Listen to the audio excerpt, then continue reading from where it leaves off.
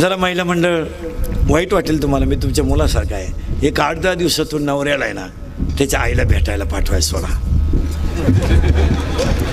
त्याला सांगा तुम्ही जाऊन या दुपारपर्यंत, रविवार तर आहे. तसं मग वाटलं तर मटण संध्याकाळी करू आपण. रविवारी तीच अडचण राहते ना. बघ मटण तर आणून ठेवलं, जावा कवा तुम्ही त्याला सांगा. आणि जाताना ना काही नका देऊ, एक थोडंसं लोणचं, 1-2 पापड कागदात बांधून द्या. त्या सासूला जर दिले ना, तिच्या आशीर्वादावर तुम्हाला 3 पिढ्या कमी पडणार नाहीत. तुम्ही इकात आणून नोंद. अहो तिचा मुलगा तुमच्या ताब्यात आहे, तुम्हाला तिचं काही वाटलं नाही का? तिनं बिचारीनं 9 महिने कुशीत ठुलाय, 20 वर्ष सांभाळलाय, पूर्ण तुमच्या ताब्यात देऊन टाकलाय. अरे ते बिचारे तुम्हाला विचारल्याशिवाय पाणी पिते नाही रे. अरे जरी जगायचं ठरलं महिला मंडळ, आता तुम्ही उगाच लावून धरले आमच्यावर लय अन्याय आहे ना, आमच्यावर लय अन्याय आहे. काही नाही हो, आता ज्यांच्यावर खरे अन्याय आहे ते शब्द बोला ना.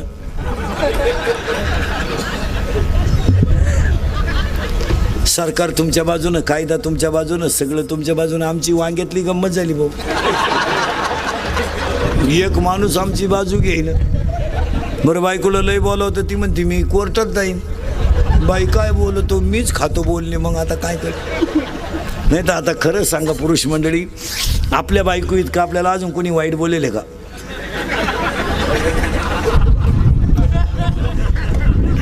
तरी आपण त्याच घरी मुक्कामाला आहे. आता काय करता मला.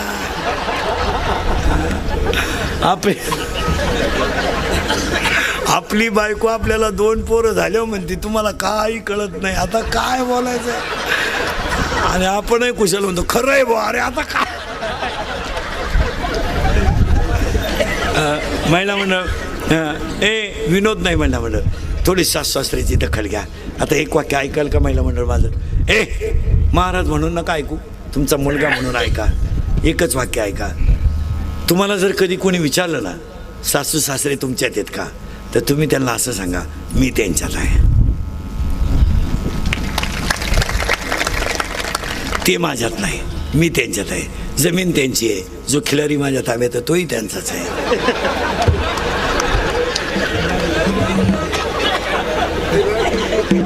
तो फक्त सांभाळायला माझ्याकडे आहे, कारण त्याला मीच आकळू शकते, दुसरं कोणी आकळू शकत नाही. घरात माणसं राहणार नाहीत. खोटं आहे. दुसरी गोष्ट घडणार आहे, दहावे आणि पुण्यतिथ्या बंद होणार.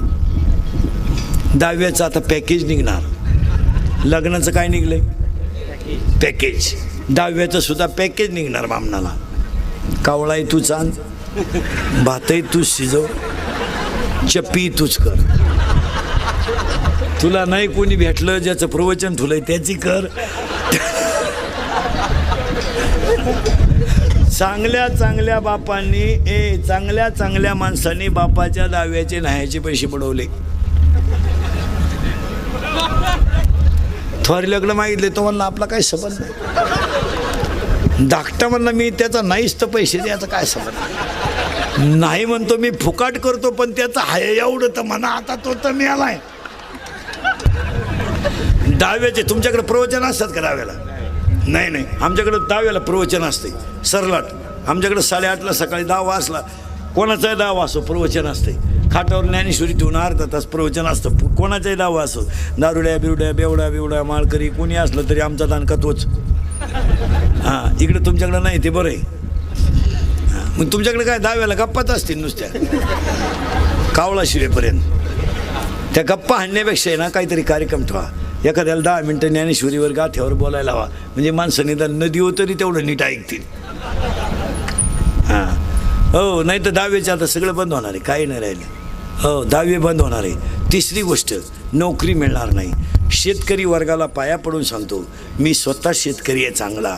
काळी आई कालही सोनं देत होती, आजही सोनं देते, उद्याही सोनं देते. शेतीवर नाराज होऊ नका, शेतीला जोड व्यवसाय करा. यावर तुमचं मत काय? आणि शेतकऱ्याच्या पोरांना सांगतो, हे क्वाटरी बिटरी प्यायचं आता बंद करा. जरा जाग्यावर या, जरा लाजा धरा, लाजा. अरे तुम्हाला बापानं 20 गुंठे जमीन कमवून ठेवली, तुम्हाला 1 गुंठा घ्यावा ना अजून. अरे केरळवरून हवा भरायला आलेलं पोरग हवा भरण्यावर हायवेला 1 गुंठ्याचा मालक झालंय. जरा अभ्यास करा. केरळवरून हवा भरायला आले, रात्री 2:30ला उठत आहे हवा भरायला. त्यानं हायवेला 1 गुंठा जमीन घेतली. अरे बोर मारायला महाराष्ट्रात ते झाडाखाली शिजून भात खात्यात. हवा भरायला महाराष्ट्रातून आले पोट भरायला.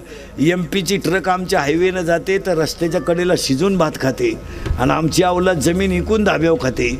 अरे जरा माझा टेलपणा कमी करा. अरे मराल बेवडे हो मराल. हां मोकार क्वाटरी प्यायच्या आणि लग्न डामाडावला करायचे आणि मग कर्ज झालं का या रस्त्यावर काढा मोर्चा हॅन करा माप. हां कशाला बावळातपणा करायचा रे? कशाला पाहिजे क्वाटरीन फिटरी?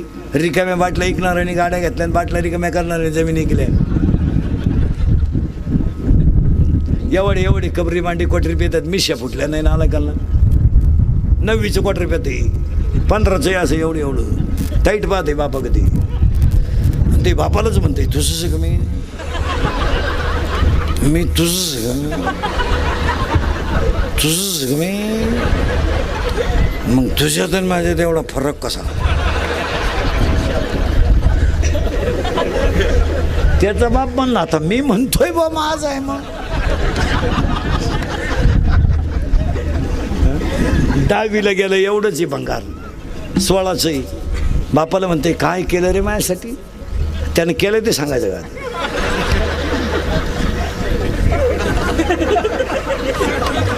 बाप म्हणला मारली जखम्या, मग आता काय करीन? तू लगेच म्हणतो कोणी मारायला सांगितली म्हणजे झटेचे. तरुण पोरांना सांगतो पोरांना व्यवसाय करा माझा ऐका आणि सांगा पोरांना हा विनोद आहे. 100 तरुणांमधल्या 20 पोरांना माझं कीर्तन पटणार नाही, पण 80 जणांना पटल्याशिवाय पोरांनो गारी का कुल्फी का पावी का पटारी का रद्दी का शेतीला जॉईंट व्यवसाय करा. शेती सोनेरी दिवस देणार आहे. आणि तुम्हाला नोकऱ्या लागणार कवा आणि तुम्ही शिकत बसणार कवर? बरं कुठं द्यायच्या नोकऱ्या? 25% कंपन्या लॉक झाल्यात. एका बँकेला 6 माणसं लागत होते. एका कॉम्प्युटरमुळे 2च माणसं बँक चालतात. हां 36 जिल्हे आहेत आपल्याकडे, 36च कलेक्टर लागत आहेत आपल्याला. तालुक्याला 1च तहसीलदार लागतो. एका पोलीस स्टेशनला 1च SP लागतो. मग तुम्हाला नोकऱ्या कुठं द्यायच्या? बावळाटासारखं आपलं कवर शिकत बसायचं आणि काय मला नोकरी नाही मला नोकरी नाही. सायकल पंक्चर 10 रुपयाला आहे, मोटरसायकल पंक्चर 50 रुपयाला आहे, मोठ्या गाडीचं पंक्चर 200 रुपयाला आहे. पावी का ना? रसाचा ग्लास केवढाला आहे उसाचा? 10 रुपयाला हाफ, 20 रुपयाला फुल. निम पाणी बर्फ आहे असू द्या ना पाणी काय पिणार रेलेले आहे की जे नाहीत ते पाणी टाकूनच पितात. मग रसात असलं काय त्याच्यात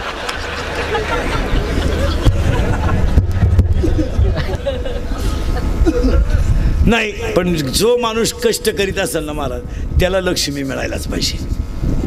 महाराज तुमच्याकडं नाही दुष्काळाची झळ. तुम्ही खाली जर गेलात, मी रात्री परभणीला होतो महाराज, उद्या तिकडंच आहे महाराज. अक्षरशः तू ऊसाचं चरक आहे ना, ती बाई लाकूड फिरवते आणि तो माणूस तो ऊस घालून रस काढतात. मग अशी कष्ट करणाऱ्या माणसाला 100-200 मिळाल्याचं काय विशेष हो? आज बैलाचं काम जर आमची माऊली करीत असेल शेतकऱ्याची तर तिला 200 रुपये मिळाल्याचं काय वाईट वाटायचं काम आहे? तिला मिळायलाच पाहिजे. अशी पोरं आहेत. पोरांनो खाली जालना म्हणतात तिकडं परभणीकडं तो जार आहे ना आपला जार, तो 20 रुपयाला घेतात. किती लिटरचा? 20 लिटर काय असेल तर 20-30 लिटरचा. आणि ती रस्त्याच्या कडेला विकायला घेऊन बसत्या पोरांनो. पण ती जार नाही विकती, ती बाटलीनं पाणी विकत्या. आणि 5 रुपये बाटली आहे ती. 5 रुपये बाटली. आता आपली बाटली मला वाटतं 750 ml आहे आपली. हां 750 mlचीच आपण पाण्याची वापरतो. ती पाण्याची बाटली ती 5 रुपयाला विकत्या पोरांनो. मग एक जार जर खपला तर त्यांना 40-50 रुपये निघत आहे. आणि जाऊ द्या ना मग गरीबाला मिळतच असतील तर कष्ट करणाऱ्याला मिळायला पाहिजे. और कितीतरी पोरं आहेत महाराज 10वीचे का कापड दुकानात कामाला आहेत, का कापड दुकानात कामाला आहे, कापड दुकानाला गाड्या काढायला आहे, किराणा दुकानात पुढे बांधायला आहे. ते आता 6 तारखेला 10वीचा निकाल लागला ना, ॲडमिशनला पैसे घेऊन मोकळे कामाचे. मस्तपैकी चांगला शँडल घेणार, 2 ड्रेस घेणार, मस्तपैकी कॉलेजमध्ये टकाटक दिसणार. कशामुळं? घामामुळं. बिचाऱ्यानं का किराणा दुकानात पुढे बांधला, 2 भारी ड्रेस घ्यायला का हरकत आहे? चांगला बूट बीट टाईट बीट पॉलिश बिलिश मारून पाहिलं दिवशी कॉलेजला गेला पाहिजे याडपट पाहत राहिले पाहिजे काय ड्रेस आहे कधी ध्यानात ठेवायचं महाराज जी माणसं घामानं कष्ट करतात ना त्यांना लक्ष्मी मिळायलाच पाहिजे मी तर म्हणतो शेतकरी मोटरसायकलवर येतो ना मजूर मोटरसायकलवर येतो ना येऊ द्या तो 4 चाकीवर आला पाहिजे कांदे काढायला आणि येणार आहे तो नाहीतरी आता त्यांना आणायच जावं लागत आहे कशात 4 चाकी काढू द्या पण पोरांनो व्यवसाय करा हे नोकऱ्या बिकऱ्या हे आम्हीच राहणार आहे फक्त 70 जागा 1000 भरायच्या आणि 20,000 भरायच्या कवा भरायच्या मिली नेहमी पोरं बायका देईन कोणी रेंज गेली रे रेंज गेली व्हायरस आला व्हायरस 35-35चे झालेत रे 35-35चे झाले जोडीदारांचे ऑपरेशन झाले हा गडी तसाच 42 पोरी पाहिल्या एका पोरांना नाही पसंत केल्या त्याला एक माझ्यासारख्या भेटला मला मिळेल ती करून टाक त्यानं पोरगी पसंत केली पण त्या पोरीच्या आईनं नवरदेव पाहिला ती म्हणली भिकाऱ्याला पोर देईन पण याला द्यायची नाही का द्यायची नाही तर हा पाहिला मला पाहिला आलता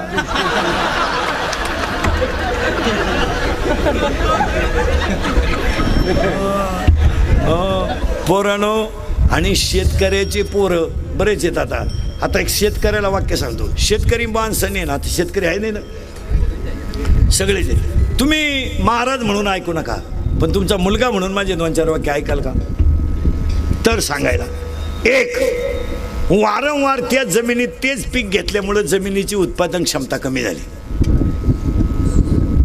2 टाटा मेट्री निराया कातर राऊंडअप गोल M45 M35 अविनाश या तणनाशकांमुळे जमिनीतले जीवाणू गेले 3 urea ammonium sulphate super phosphate IFFCO Narmada 10-26-26 chemical युक्त खतामुळे जमिनीत बॅक्टेरिया राहिला नाही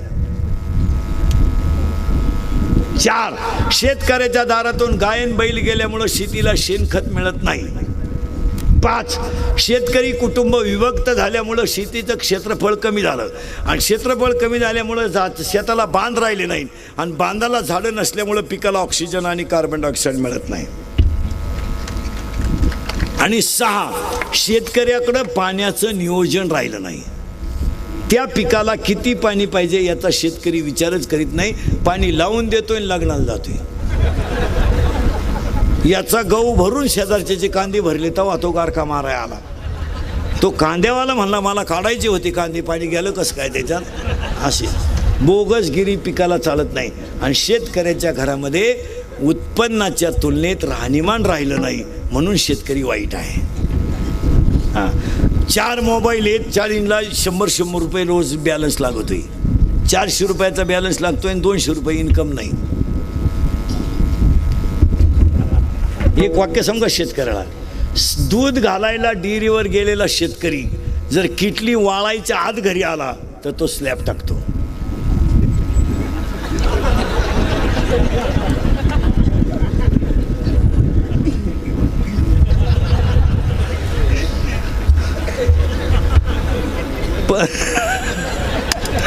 परत वाक्य आहे का बरं का डेअरीला दूध घालायला गेलेला शेतकरी जर किटली वाळायच्या आत घरी आला तो स्लॅब टाकतो जो किटलीचा वास येईपर्यंत गावात थांबतो तो दूध घालून जमिनी कितो जी माणसं काही माणसं आहे मारा किटली दूध ओतलं का घरी आलं का लगेच नळीने पाणी मारून गायांचं दूध बीत काढून पाणी बिणी चावून मोकळे रिलॅक्स त्यांनी स्लॅब टाकले हा दूध घालाय गेला 50 मित्र भंगार बापाच्या पायीत सगळ्या डोळे लाल खाद्याचं पोतही गेलं निकाला ते निघाला डिरीचा बॅलन्सच पडा ना असं पटरी पिऊन नळ्या हाणून कुठं बंगले होत्या का महाराज हे तिसरी गोष्ट घडणार आहे नोकरी मिळणार नाही